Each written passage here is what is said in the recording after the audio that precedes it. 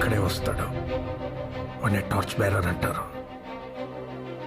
వెళ్తున్నాడు చూసావా బాలరెడ్డి, వాడే ఆ టార్చ్ బేరర్.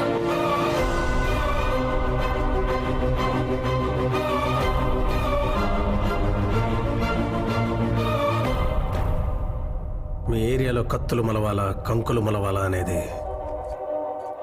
వాడు డిసైడ్ చేస్తాడు. తగ్గాడు కదా అని ఇంకా పిండేయాలని చూడకు బాలరెడ్డి. పాలివ్వడానికి ఆవు కాదు, పులి. రక్తం తాగుతాడు. ఆ తర్వాత నీ ఇష్టం.